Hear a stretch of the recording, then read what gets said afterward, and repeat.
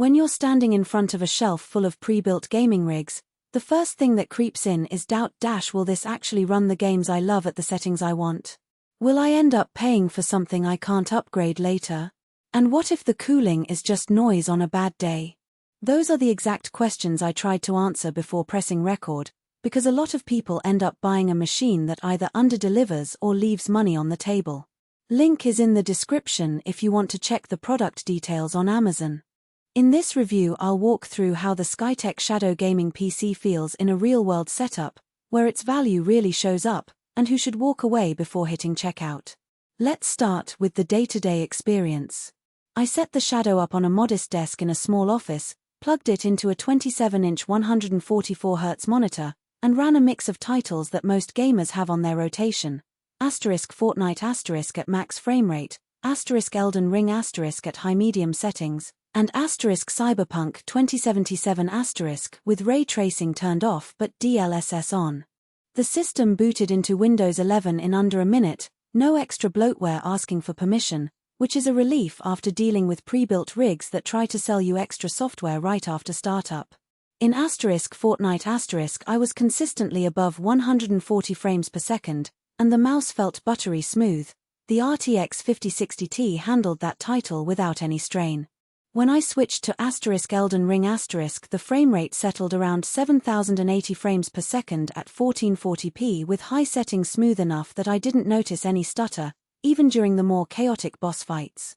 Cyberpunk was the real test. With ray tracing off, DLSS set to quality, the game held a steady 5560 frames per second at 1440p, which is respectable for a mid-range GPU.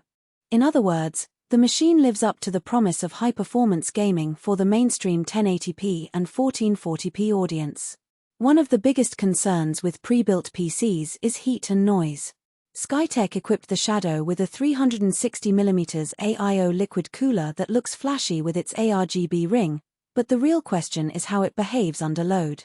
During the Elden Ring session, the pump whirred softly, and the fans ramped up to a level that was audible but not distracting. Think of a quiet air conditioner in the background.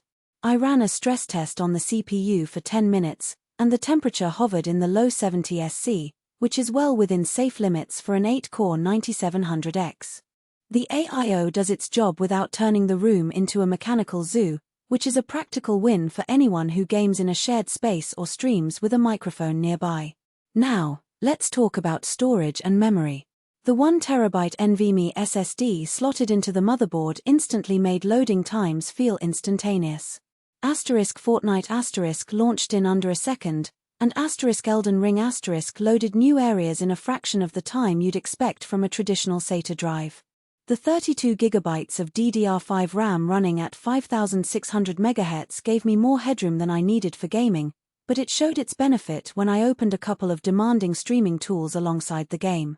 The system never hiccuped, and I could keep an OBS overlay active while still hitting comfortable frame rates. For users who juggle gaming, content creation, or even a few virtual machines, that amount of memory removes a common bottleneck. On the downside, there are a couple of trade-offs that matter if you're looking at the longer term. First, the graphics card is a mid-range RTX 5060 Ti. It's a solid performer for the price bracket, but it won't push 4K Ultra settings in the newest titles. If you have a 4K monitor and expect to max out everything, you'll feel the limits sooner than you'd like. Second, the power supply is a 650W gold unit. It's perfectly adequate for the current configuration, but it leaves limited headroom if you plan to swap the GPU for a higher-tier RTX 40 series card in a few years. Upgrading would likely require a new PSU, adding extra cost that wasn't part of the original purchase. Finally, the case, while stylish with its ARGB lighting, is on the tighter side for future expansion. Adding extra 2.5-inch drives or a larger aftermarket GPU could be a snug fit, so the machine is best suited for people who don't anticipate major internal upgrades. Who should buy this rig? If you're a gamer who wants a rear ditto play machine that can handle the current library at 1080p or 1440p without digging into settings, the Shadow checks those boxes. It's also a decent choice for streamers who need that extra RAM and a fast SSD to keep everything running smooth while they broadcast.